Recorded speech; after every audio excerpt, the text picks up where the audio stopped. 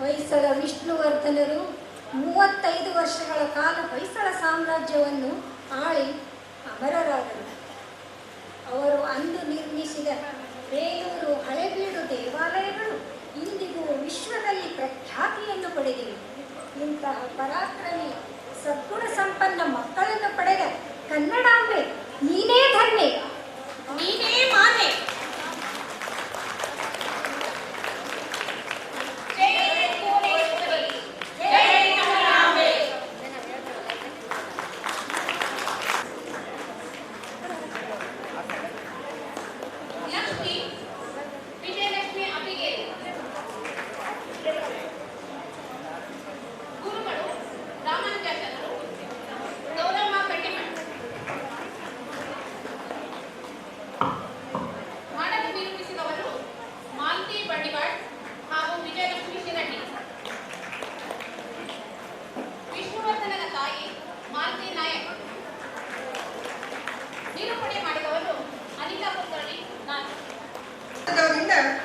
ಚಾಲುಕ್ಯ ಮನೆತನದ ಇನ್ನೊಬ್ಬ ಕಣ್ಮಣಿ ವಿಕ್ರಮಾದಿತ್ಯನ ರೂಪ. 12ನೇ ಶತಮಾನದ ಇನ್ನೊಬ್ಬ ವೀರಪುರುಷ. ಕನ್ನಡ ಸಾಹಿತ್ಯ ಭಾಷೆಗಳನ್ನು ಪೋಷಿಸಿ ಬೆಳೆಸಿದ ವಿಕ್ರಮಾದಿತ್ಯ ಕನ್ನಡಿಗರ ಪರಾಕ್ರಮಕ್ಕೆ ದರ್ಪಣಪ್ರಾಯ. ಕನ್ನಡ ನಾಡಿನ ಶಿಲಾಶಾಸನಗಳು, ನೃತ್ಯ, ಸಂಗೀತ, ಶಿಲ್ಪಕಲೆಯ ಪೋಷಣೆ, ರಕ್ಷಣೆಯಲ್ಲಿ ಬಹುದೊಡ್ಡ ಪಾಲು ವಿಕ್ರಮಾದಿತ್ಯ. ಈಗ ಇವರ ಚರಿತ್ರೆಯ ರೂಪಕವನ್ನ ನೋಡೋಣಲ್ಲ. ವನಿತಾ ವೃಂದದವರಿಂದ ಅವರಿಗೆ ಶುಭ ಹಾರೈಸಿ ಎಲ್ಲರೂ ಜೋರಾಗಿ ಚಪ್ಪಾಳೆ ತಟ್ಟಿ ಸ್ವಾಗತ ಮಾಡೋಣಂತ. ಮುಂದಿನ ತಯಾರಿ ಜಗದೇ ಕಮಲ್ಲ ಕಲ್ಯಾಣ ಚಾಲುಕ್ಯ ವಿಕ್ರಮಾದಿತ್ಯ ವಿಕ್ರಮಾದಿತ್ಯ ವಿಕ್ರಮಾದಿತ್ಯ ಯುದ್ಧಗಳಲ್ಲಿ ವೈರಿಯ ಸೋಲಿಸಿ ಮಿತ್ರರಿಗೆಲ್ಲ ಅಭಯವನಿತ್ತು ಪ್ರಜೆಗಳ ರಕ್ಷಣೆ ಮಾಡಿದನು ವಿಕ್ರಮಶಕೆಯ ಹರಿಕಾರನು ವಿಕ್ರಮಶಕೆಯ ಹರಿಕಾರನು ವೀರಾಧಿ ವೀರ ಆಹಾ ವೀರಾಧಿ ವೀರ ಜಗದೇ ಕಮಲ್ಲ ಕಲ್ಯಾಣ ಚಾಲುಕ್ಯ ವಿಕ್ರಮಾದಿತ್ಯ ವಿಕ್ರಮಾದಿತ್ಯ ವಿಕ್ರಮಾದಿತ್ಯ ಕವಿ ಜನರನ್ನು ಪೋಷಿಸಿದ ಸಾಹಿತ್ಯ ಸಂಸ್ಕೃತಿ ಬೆಳೆಸಿದ ಅಖಂಡ ಕರ್ನಾಟಕ ಆಳಿದ ಅಖಂಡ ಕರ್ನಾಟಕ ಆಳಿದ ಕನ್ನಡ ಮಾತೆಯ ಹೆಮ್ಮೆಯ ಪುತ್ರ ಕರ್ನಾಟಕದ ವೀರರತ್ನ ವೀರಾಧಿ ವೀರ ಆಹಾ ವೀರಾಧಿ ವೀರ ಜಗದೇ ಕಮಲ್ಲ ಕಲ್ಯಾಣ ಚಾಲುಕ್ಯ ವಿಕ್ರಮಾದಿತ್ಯ ವಿಕ್ರಮಾದಿತ್ಯ ವಿಕ್ರಮಾದಿತ್ಯ. ದೃಶ್ಯ ವಿಕ್ರಮಾದಿತ್ಯನ ತಂದೆ ಅಹೋಮಲ ಸೋಮೇಶ್ವರ ಮಹಾರಾಜರ ಆಸ್ಥಾನದ ದೃಶ್ಯ. ಸೋಮವಂಶಜರ ಕಲ್ಯಾಣ ಚಾಲುಕ್ಯ ಮಹಾರಾಜರು ಅಹಮಲ್ಲ ಸೋಮೇಶ್ವರರು ಬರುತ್ತಿದ್ದಾರೆ ಬರುತ್ತಿದ್ದಾರೆ ಬರುತ್ತಿದ್ದಾರೆ. ಬಹುಪರ ಬಹುಪರ ಅಹೋಮಲ್ಲ ಸೋಮೇಶ್ವರ ಮಹಾರಾಜರಿಗೆ ಜಯವಾಗಲಿ ಜಯವಾಗಲಿ.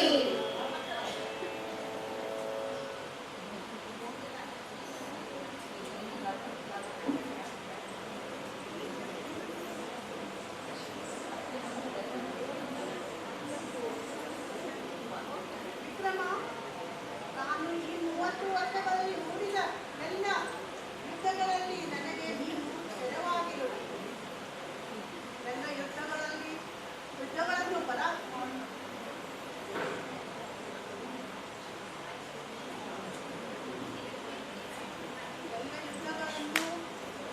ಎಲ್ಲ ಯುದ್ಧಗಳಲ್ಲಿಯೂ ಜಯಶಾಲಿಯಾಗಿರುವೆ.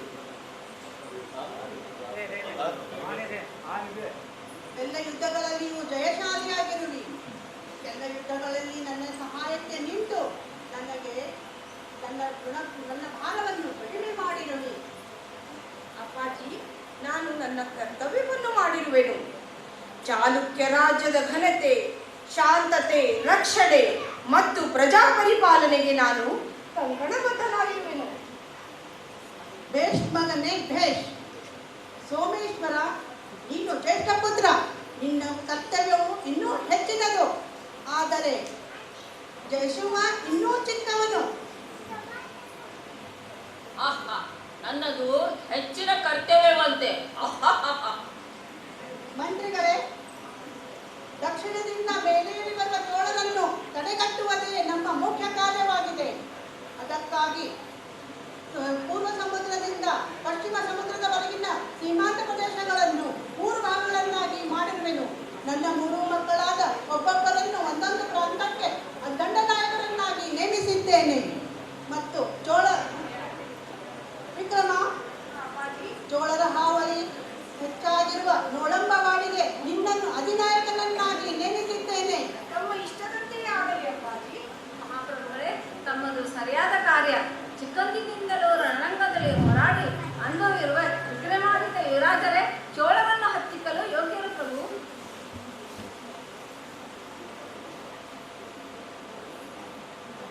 ದೃಶ್ಯ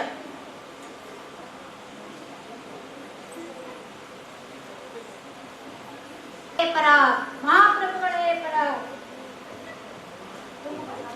ಯುದ್ಧಕ್ಕೆ ಆಹ್ವಾನ ನೀಡಿದ್ದಾರೆ. ಏನು? ಮತ್ತೆ ಅವರದೇ ಹಾವಳಿಯೇ? ವಿಕ್ರಮ, ಯುದ್ಧಕ್ಕೆ ಸಿದ್ಧನಾಗು. ಆಗಲಿ ಅಪ್ಪಾಜಿ, ನನ್ನನ್ನು ಆಶೀರ್ವದಿಸಿ.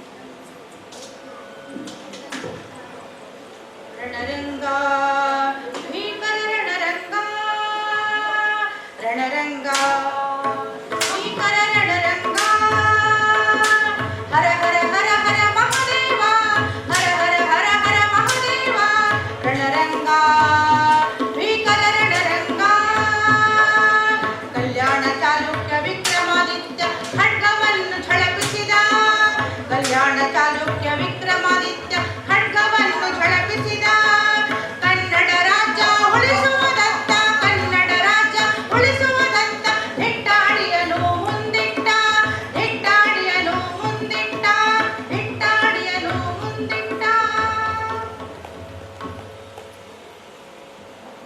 ಅಪ್ಪಾಜಿ, ಅಪ್ಪಾಜಿ, ನಾವು ಚೋಳನ ಜೊತೆಗಿನ ಯುದ್ಧವನ್ನು ಯಶಸ್ವಿಯಾಗಿ ಗೆದ್ದೆವು.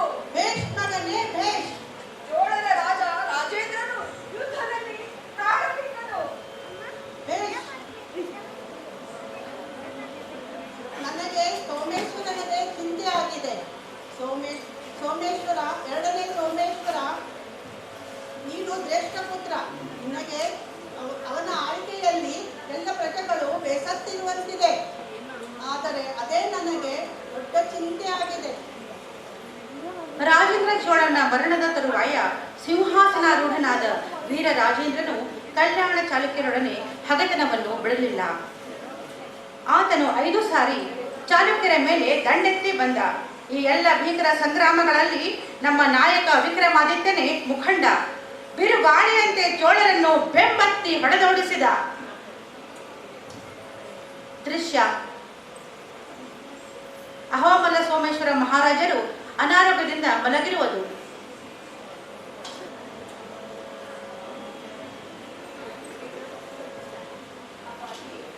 ಅಪ್ಪಾಜಿ, ವಿಕ್ರಮ,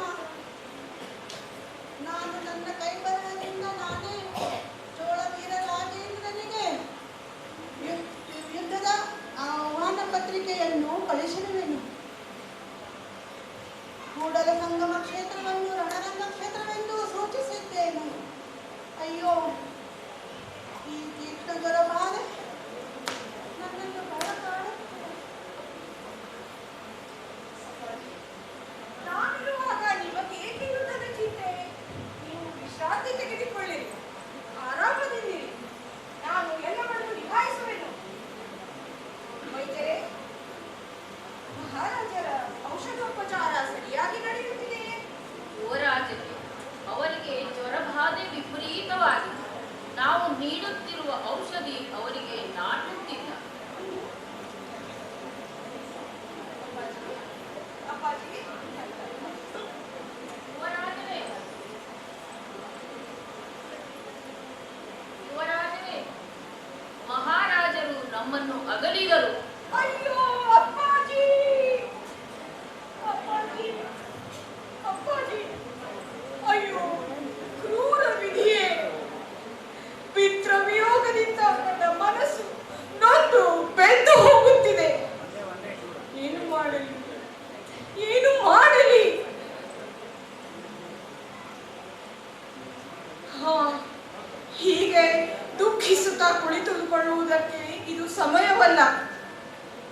ಯುದ್ಧಕ್ಕೆ ಆಹ್ವಾನ ನೀಡಿಯಾಗಿದೆ. ನಾನು ಯುದ್ಧಕ್ಕೆ ಹೊರಡಲೇಬೇಕು. ಅಪ್ಪಾಜಿ, ಅಪ್ಪಾಜಿ, ನನ್ನನ್ನು ಆಶೀರ್ವದಿಸಿ.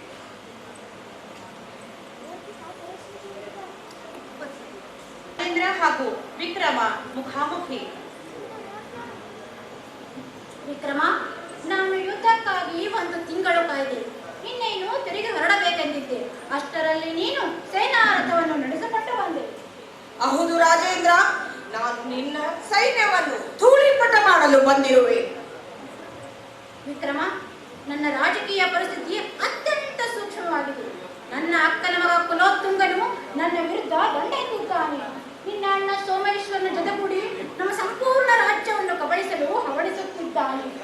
ಇಂತಹ ಪ್ರಸಂಗದಲ್ಲಿ ನಾವಿಬ್ಬರು ಒಂದಾಗೋದು ಒಳ್ಳೆಯದಲ್ಲವೇ?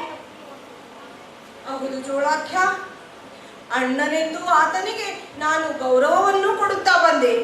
ಸೋಮೇಶ್ವರನಿಗೆ ನಾನು ನಿಷ್ಠನಾಗಿದ್ದೆ. ಆದರೆ ಆತ ನನ್ನ ಪರಾಕ್ರಮಕ್ಕೆ ಹೊಟ್ಟೆ ಕಿಚ್ಚು ಪಡುತ್ತಿದ್ದಾನೆ. ಆದ್ದರಿಂದ ನಾವು ಅವನ ವಿರುದ್ಧ ಪ್ರಜೆಗಳು ಬೇಸತ್ತಿದ್ದಾರೆ. ಅವರು ಅವನ ದೌರ್ಜನ್ಯಕ್ಕೆ ರೋಸಿ ಹೋಗಿದ್ದಾರೆ. ಮಾಂಡಲಿಕರಿಗೂ ಆತನ ಆಳ್ವಿಕೆ ಬೇಕಾಗಿಲ್ಲ. ವಿಕ್ರಮ, ನಿನ್ನ ಬಾಹುಬಲ, ನಿನ್ನ ತೇಜ, ನಿನ್ನ ಕೀರ್ತಿ, ಓರ್ನುಡಿಯ ನಿಲುವು, ನಿನ್ನ ಶೌರ್ಯ ಪರಾಕ್ರಮ ಇವುಗಳನ್ನು ಮೆಚ್ಚಿದೆ. ನನ್ನ ಮಗಳು ಚಂದ್ರಲೇಖೆಯನ್ನು ಪಾಣಿಗ್ರಹಣ ಮಾಡಿತು. ನನಗೆ ನಿನಗಿಂತ ಒಳ್ಳೆಯ ಅಳಿಯ ಸಿಗುವನೇಲಿ? ನಾವಿಬ್ಬರು ಚಂದ್ರಲೇಖೆಯನ್ನು ಭೇಟಿಯಾಗೋಣ. ನನ್ನ ವಂಶದೊಡನೆ ಸಂಬಂಧವನ್ನು ಬೆಳೆಸು. ಆದರೆ ವಿಕ್ರಮ, ನನ್ನ ಮಗಳು ಚಂದ್ರಲೇಖೆಯನ್ನು ಯಾವುದರಲ್ಲಿಯೂ ಕಡಿಮೆ ಇಲ್ಲ. ಆಕೆ ನೃತ್ಯ ವಿದ್ಯಾಧರಿ, ಅಭಿನವ ಸರಸ್ವತಿ. ಆಯಿತು ಚೋಳಾಖ್ಯ, ನಾನು ನಿನ್ನ ಮಗಳು ಚಂದ್ರಲೇಖೆಯನ್ನು ವಿವಾಹವಾಗುತ್ತೇನೆ. ನಾವಿಬ್ಬರು ಒಟ್ಟಾಗಿ ಅವರಿಬ್ಬರನ್ನು ಹಾಕಿಕೋಣ.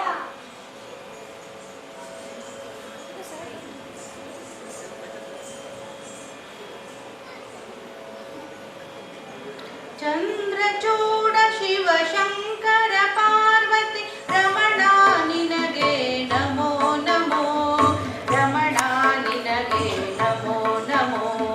ಚಂದ್ರಚೂಡ ಶಿವ ಶಂಕರ ಪಾರ್ವತಿ ರಮಣ ನಿನಗೆ ನಮೋ ನಮೋ, ರಮಣ ನಿನಗೆ ನಮೋ ನಮೋ, ರಮಣ ನಿನಗೆ ನಮೋ ನಮೋ.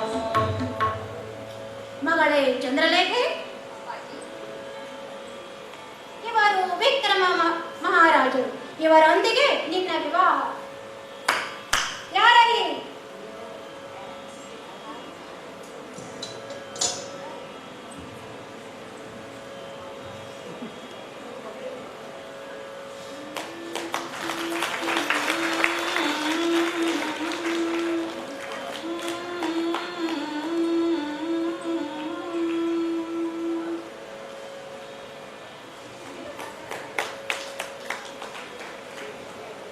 ಚಾಳುಕ್ಯ ಚೋಳ ಸೈನ್ಯಗಳು ಒಂದನ್ನೊಂದು ಕದಡಿ ರಕ್ತದ ಹೊಳೆ ಹರಿಯುವುದರಲ್ಲಿತ್ತು. ಆದರೆ ನೋಡಿ ದೈವಲೀಲೆ, ರಣರಂಗವು ಲಗ್ನ ಮಂಟಪವಾಯಿತು. ಹೀಗೆ ಚಾಲುಕ್ಯ ಚೋಳ ವಂಶಗಳು ಒಂದಾದವು. ಮಾವ ಅಳಿಯ ಮೊಟ್ಟ ಮೊದಲಿಗೆ ಬೆಂಗಿ ದೇಶಕ್ಕೆ ಹೋದರು.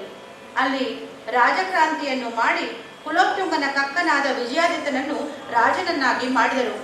ಆದರೆ ತುಸು ದಿನಗಳಲ್ಲಿಯೇ ವೀರ ರಾಜೇಂದ್ರನು ಮರಣ ಹೊಂದಿದನು. ಚೋಳ ರಾಜ್ಯದಲ್ಲಿ ರಾಜಕ್ರಾಂತಿ ಆರಂಭವಾಯಿತು.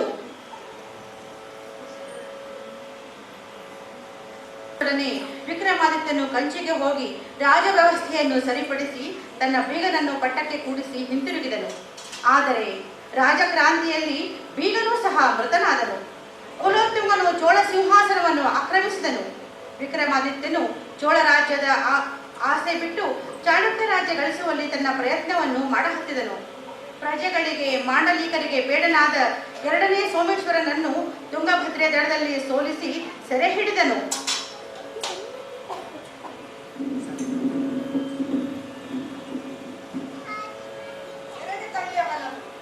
ಅವನ ಸಹಾಯಕ್ಕೆ ಬಂದ ಕುಲೋತ್ತುಂಗನನ್ನು ಪರಾಭವಗೊಳಿಸಿ ಆತನು ಕಂಚಿಯವರೆಗೆ ಒಂದೇ ಉಸಿರಿನಿಂದ ಓಡುವಂತೆ ಮಾಡಿದನು. ದೃಶ್ಯ ಜಯಸಿಂಹ ಹಾಗೂ ವಿಕ್ರಮಾದಿತ್ಯ. ಅಣ್ಣಾಜಿ, ಅಣ್ಣಾಜಿ, ನನ್ನದು ತಪ್ಪಾಯಿತು, ನನ್ನನ್ನು ಕ್ಷಮಿಸು. ನಾನು ನಿಮ್ಮ ವಿರುದ್ಧವೇ ದಂಡೆತ್ತಿದ್ದೆ. ಜಯಸಿಂಹ, ನಮ್ಮ ಚಾಲುಕ್ಯರದು ಪ್ರಜೆಗಳನ್ನು ಕಾಪಾಡುವುದೇ ಪ್ರಬಲ ಕರ್ತವ್ಯವಾಗಿರಬೇಕು. ಸೋದರರಾದ ನಾವು ನಮ್ಮಲ್ಲೇ ಜಗಳವಾಡಿಕೊಳ್ಳಬಾರದು. ಈಗ ನೋಡು ನಮ್ಮ ವಿಧಿ. ನಮ್ಮ ಅಣ್ಣ ಸೋಮೇಶ್ವರನನ್ನು ಅವನ ಕಾರ್ಯಕ್ಕಾಗಿ ಸೆರೆಮನೆಗೆ ತಳ್ಳಬೇಕಾಯಿತು. ಈಗ ನಮ್ಮ ಚಾಲುಕ್ಯ ರಾಜರಲ್ಲಿ ಅನ್ಯಾಯ ಮಾಡಿದರೆ ಸೋದರನೇ ಆಗಲಿ ಆತನಿಗೆ ಕಠಿಣ ಶಿಕ್ಷೆ ವಿಧಿಸಲಾಗುವುದು. ನೋಡು ಜಯಸಿಂಹ, ಈಗ ನಾನು ನಿನ್ನನ್ನು ಕ್ಷಮಿಸಿದ್ದೇನೆ. ನೀನನ್ನು ಬನವಾಸಿ ಪ್ರಾಂತ್ಯಕ್ಕೆ ಪಟ್ಟಾಧಿಕಾರಿಯನ್ನಾಗಿ ನೇಮಿಸಿದ್ದೇನೆ. ನೀನು ಅಲ್ಲಿ ಚೆನ್ನಾಗಿ ಆಳ್ವಿಕೆ ನಡೆಸು. ಆಯ್ತು ಅಣ್ಣ, ನೀನು ವಹಿಸಿದ ಕೆಲಸವನ್ನು ನಾನು ನಿರ್ವಹಿಸುತ್ತೇನೆ. ಆಗಲಿ. ಬಹುಪರ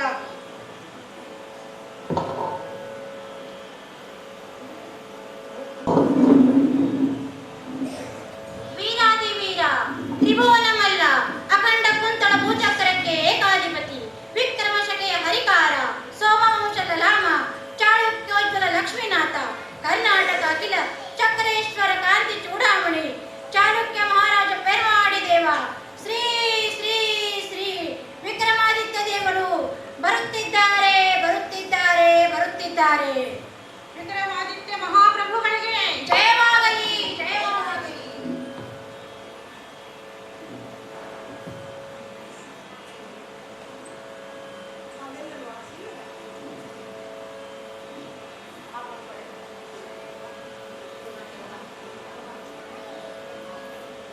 ಮಹಾಪ್ರಭುಗಳೇ, ಮಾಂಡಲಿಕರಾದ ದೇವಗಿರಿ ನಾದರಿಂದರು, ಗೋವೆ ಹರ್ಷಿಯ ಕದಂಬರು, ಸವದತ್ತಿ ಬೆಳಗಾವಿಯ ನಂತರ ಹೊಯ್ಸಳ ಅರಸರು ಇವರೆಲ್ಲರೂ ವಿಕ್ರಮಾದಿತ್ಯರೇ ಚಕ್ರವರ್ತಿ ಎಂದು ತಮ್ಮ ಒಡೆತನವನ್ನು ಮನ್ನಿಸಿ ಬಂದಿದ್ದಾರೆ ಪ್ರಭು. ಕಲ್ಯಾಣ ಚಾಲುಕ್ಯ ಚಕ್ರವರ್ತಿ ವಿಕ್ರಮ ದೇವರಿಗೆ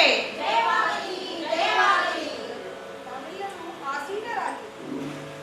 ಹೀಗೆ ಕ್ರಿಸ್ತ ಶಕ 1076ರಿಂದ 1126ರವರೆಗೆ 50ಕ್ಕೂ ಹೆಚ್ಚು ವರ್ಷ ಅವ್ಯಾಹತವಾಗಿ ಅಜಾತ ಶತ್ರುವಾಗಿ ವಿಕ್ರಮಾದಿತ್ಯನು ರಾಜ್ಯವಾಳಿದನು.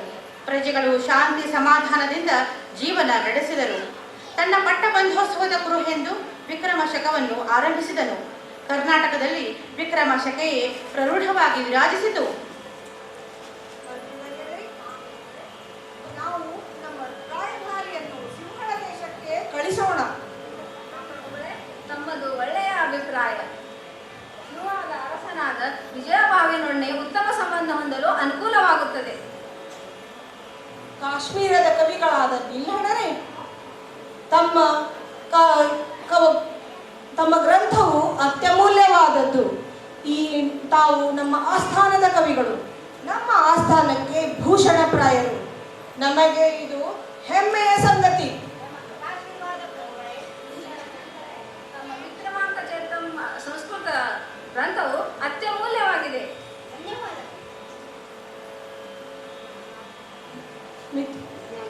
ಜ್ಞಾನೇಶ್ವರರೇ, ತಮ್ಮ ಮಿತಾಕ್ಷರ ಸಂಹಿತೆ ಈ ನ್ಯಾಯಶಾಸ್ತ್ರ ಗ್ರಂಥವಂತೂ ಅತ್ಯುತ್ತಮವಾದದ್ದು.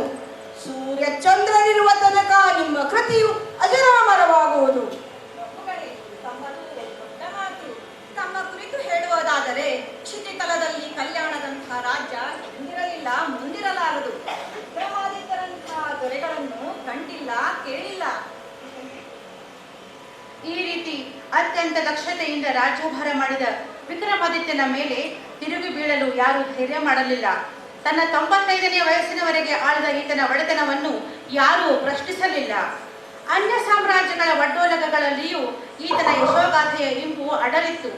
ಉತ್ತರದ ನರ್ಮದೆಯಿಂದ ದಕ್ಷಿಣದ ಮೈಸೂರಿನವರೆಗೆ ಪಶ್ಚಿಮ ಮತ್ತು ಪೂರ್ವ ಸಮುದ್ರಗಳು ಚಾಲುಕ್ಯ ವಿಕ್ರಮನ ರಾಜ್ಯದ ಅಗಲಳತೆಗಳು ಆಗಿದ್ದವು. ಧರೆಯಂ ವಾರಾಶಿ ಪರ್ಯಂತಮನವಯ ಬದಿಂ ದುರ್ವಿ ನೀತಾವ ನೀಪಾಳರ ಬೇರಂ ಕಿರ್ತು ನೀರೊಳಗೆ ಗಲಗಲ ನೆರೆದೀಡಾಡಿ ಎಂದರೆ ಸಾಗರದವರೆಗಿನ ಭೂಮಿಯಲ್ಲೇ ಬಂಡೆದ್ದ ದೊರೆಗಳ ಬೇರನ್ನು ಕಿತ್ತು ಗಲಗಲನೆ ಅರಿದು ನೀರಲ್ಲಿ ಬಿಸಿಟು ಪೃಥ್ವಿಯನ್ನು ನಿಷ್ಕಂಟಕವಾಗಿ ಮಾಡಿದನೆಂದು ಲಕ್ಷ್ಮೇಶ್ವರದ ಶಾಸನ ವಿಕ್ರಮಾದಿತ್ಯನ ಪರಾಕ್ರಮವನ್ನು ವರ್ಣಿಸಿದೆ. ಮಾನ್ಯರೇ, ಇಂತಹ ಹೆಮ್ಮೆಯ ಪುತ್ರನನ್ನು ಕರ್ನಾಟಕ ವೀರ ರತ್ನವನ್ನು ಪಡೆದ ಕರ್ನಾಟಕ ಮಾತೆ ಧನ್ಯಳು, ಮಾನ್ಯಳು ಅಲ್ಲವೇ?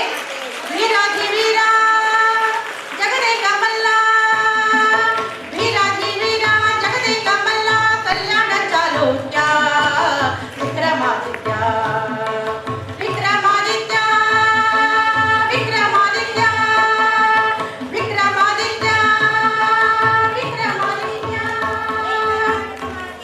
ಜೈ ಕರ್ನಾಟಕ ಮಾತೆ, ಜೈ ಕರ್ನಾಟಕ ಮಾತೆ. ಪಾತ್ರ ಪರಿಚಯ. ತವ ಯುದ್ಧಕ್ಕೆ ಬೀಳುವುದೇ ಇಲ್ಲ. ಆದ್ರೂ ರೂಪಕ ಇಡೀದಕ್ಕ ಒಂದು ಚಲೋ ಚಪ್ಪಾಳೆ ಬೇಕು. ಎಷ್ಟು ಭರ್ಜರಿ ತಯಾರಾಗಿದ್ರು ಅನ್ನೋದಕ್ಕ. ಈಗ ಮುಂದಿನ ಮಲ್ಲಮ್ಮ. ಬೆಳಗಾವಿ ಜಿಲ್ಲೆಯ ಬೈಲಹೊಂಗಲ ತಾಲೂಕಿನ ಒಂದು ಪುಟ್ಟ ಸಂಸ್ಥಾನ ಬೆಳವಡಿ, ಬಹಳ ಸಣ್ಣದು. ಅಂಥ ಸಂಸ್ಥಾನದ ಒಬ್ಬ ರಾಣಿ ಛತ್ರಪತಿ ಶಿವಾಜಿಯಂಥ ಘಟಾನುಘಟಿಯನ್ನ ಎದುರಿಸಿ ನಿಂತದ್ದು ಇತಿಹಾಸದೊಳಗ ಬಹಳ ಕಡಿಮೆ ಕಡೆ ಬಂದದ್ದು. ಅವಳ ಬಗ್ಗೆ ಬಹಳಷ್ಟು ವಿವರಗಳು, ಬಹಳಷ್ಟು ಸಂಶೋಧನೆಗಳು ನಡೆದ್ರು ಇತಿಹಾಸದೊಳಗ ಅವಳ ಹೆಸರು ಮಾತ್ರ ಬರ್ತದ, ಚರಿತ್ರೆ ಪೂರ್ತಿಯಾಗಿ ಎಲ್ಲೂ ನಮ್ಗೆ ಸಿಗುವುದಿಲ್ಲ. ಆದರೂ ಈ ರೂಪಕವನ್ನ ಇಲ್ಲೇ ನಾವು ಇವತ್ತು ಪ್ರಸ್ತುತಪಡಿಸ್ತೇವೆ. ಯೋಗ ಮಿತ್ರ ಮಹಿಳಾ ಮಂಡಳದಿಂದ. ನ್ಯಾಯ ನಿರ್ಣಾಯಕರು ಗಮನಿಸಬೇಕು, ಈ ರೂಪಕ ಸ್ಪರ್ಧೆಗೆ ಇರೋದಿಲ್ಲ.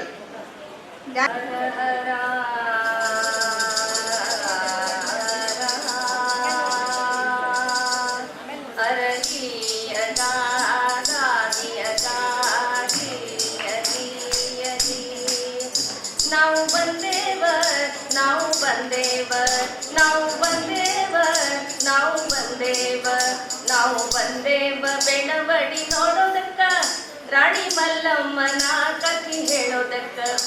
ಅರಗಿಯ ಗಾಗಿಯ ಗಾಗಿ ಅಗಿ ಅಗಿ 17ನೇ ಶತಮಾನ ಬೆಳವಡಿ ಸಂಸ್ಥಾನ, ನಕ್ಷತ್ರದ ನಡುವಿನ ಚಂದಪ್ಪ ಆಗಿತ್ತ, ದೇಸಾಯಿ ಮಂತನ ಶೂರರ್ ಬೀಡಾಗಿತ್ತ. ಅರಗಿಯ ಗಾಗಿಯ ಗಾಗಿ ಅಗಿ ಅಗಿ. ಇಲ್ಲಿ ದೇಸಾಯಿ ಮಲ್ಲಮ್ಮ ಅಂತ ಹೆಂಗಸರ್ ಸೈನ್ಯಾನ ಕಟ್ಟಿಗಳಂತ, ಶಿವಾಜಿ ಸೈನ್ಯಾನ ಶಿವಾಜಿ ಸೈನ್ಯಾನ ಧೂಳಿಪಟ ಮಾಡಿದಂತ. ಅರಗಿಯ ಗಾಗಿಯ ಗಾಗಿ ಅಗಿ ಅಗಿ. ಏ ನೋಡ್ರೆ ಚೌಕಿ ಒಳಗ ಮಲ್ಲಮ್ಮ ಕುದುರೆ ಮೇಲೆ ಬಿತ್ತುಗತ್ತಿ ಹಿಡ್ಕೊಂಡು ಹ್ಯಾಂಗ್ ಕೂತಾಳ. ಅಕ್ಕಿ ಕಣ್ಣು ನೋಡ್ರಿ, ಮಾರಿ ಮ್ಯಾಗಿನ ತೇಜ ನೋಡ್ರಿ, ಯಾಕೆ ಬಂದು ಯುದ್ಧಕ್ಕೆ ನಿಂತಾಳೇನೋ ಅನಿಸ್ತದ. ಹೌದಾ ಗೌರವ? ಮತ್ತ ಈಗ ಕಥೆ ಹೇಳೋರು ಯಾರ? ಅಯ್ಯೋ ಹೌದಲ್ಲ, ಈ ಕಥೆ ಹೇಳೋ ಸೂತ್ರಧಾರ ಎಲ್ಲಿ ಹೋಗಿವ? ಸೂತ್ರಧಾರ ಏ ಸೂತ್ರಧಾರ, ಗೌರವ, ನೀನೇ ಹೇಳಿದ್ದಲ್ಲ ಮಲ್ಲಮ್ಮನ ಚರಿತ್ರೆ ಬರೀ ಗೊತ್ತಿದ್ದೇನೆ. ಆದ್ರೆ ಒಂದು ಮಾತ್ರ, ನಿನಗೆ ಯಾಕವ ಈ ಚರಿತ್ರೆ? ಯಾಕಂದ್ರೇನಪ್ಪ, ನಾನು ಸ್ವಾದಿ ಹೆಣ್ಮಗಳು ಯಪ್ಪ. ಹಿಂಗೇನಾ? ಸ್ವಾದಿ ಊರು ನಂದು, ಈ ಮಲ್ಲಮ್ಮಂದು ತವ್ರ ಮನೆ ಏನಪ್ಪ. ಹೌದಾ? ಮತ್ತೆ ನಿಮ್ಗೆ ಗೊತ್ತಲ್ಲ ಏನದ? ಮಲ್ಲಮ್ಮನ ಜೀವನ ಗೆಳತಿ ಹೆಸರು ಗೌರಮ್ಮನ. ಹೌದು ನೋಡ. ನನಗನಿಸ್ತದ ಹಿಂದಿನ ಜನ್ಮದಾಗ ನಾನ ಗೌರವ ಆಗಿದ್ದೆ ಅಂತ. ಏ ಗೌರವ, ಕ್ರೋನಸ್ ಕಾಣ್ಬೇಡ, ಇತಿಹಾಸ ಕೇಳು. ಆತಪ್ಪ, ಇತಿಹಾಸ ಹೇಳ, ಅದ್ರ ನನ್ನ ಕನಸು ತುಂಬಿ ಕಲ್ಪನೆ ಹೇಳಿದ್ದೆ. ಹೌದಾ? ಹಂಗಾರ ಕಥೆನ ಸ್ವಾದಿಯಿಂದನೇ ಶುರು ಮಾಡು. 1437ನೇ ಇಸ್ವಿ ಸ್ವಾದಿಯೊಳಗ ಮಧುಲಿಂಗ ನಾಯಕರು ಅರಸರು. ಅವರ ರಾಣಿ ವೀರಮ್ಮಾಜಿಯವರು ಒಂದು. ನೋಡೋಣಲ್ಲ. ಕನ್ನಡ ನೀರದ ನಾಡಿನಲ್ಲಿ ತೊಂದು ಸ್ವಾದಿಯ ರಾಜ್ಯವೆಂಬುದೊಂದು, ರಾಜ್ಯವಾಳುತ್ತಿದ್ದರಲ್ಲಿ ಮಧುಲಿಂಗ ನಾಯಕರು.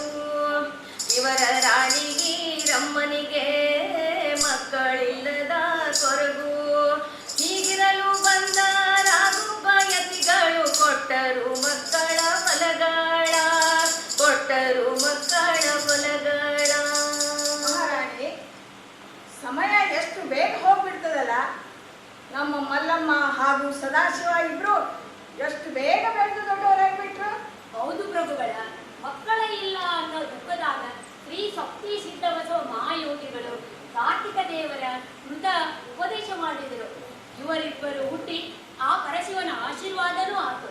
ಇವರಿಬ್ಬರು ಹುಟ್ಟಿ ನಮ್ಮ ಜೀವನಕ್ಕೊಂದು ಅರ್ಥ ಸಿಕ್ಕಂಗಾತು. ಮಹಾರಾಣಿ, ಮಕ್ಕಳಿಗೆ ಎಂಥ ಒಳ್ಳೆಯ ಸಂಸ್ಕಾರ ಕೊಟ್ಟಿರಿ. ಲಿಂಗ ಪೂಜಾ ಅಂದ್ರೆ ಎಷ್ಟು ಭಕ್ತಿನೋ, ಗುರು ಹಿರಿಯರಂದ್ರೆ ಅಷ್ಟೇ ಗೌರವನೂ ಅದ. ಇವರಿಬ್ಬರು ನಮಗೆ ಎರಡು ಕಣ್ಣುಗಳಿದ್ದ ಹಾಗೆ. ಪ್ರಭುಗಳು ಅವರ ಶಿಕ್ಷಣದ ವ್ಯವಸ್ಥಾನು ಅಷ್ಟ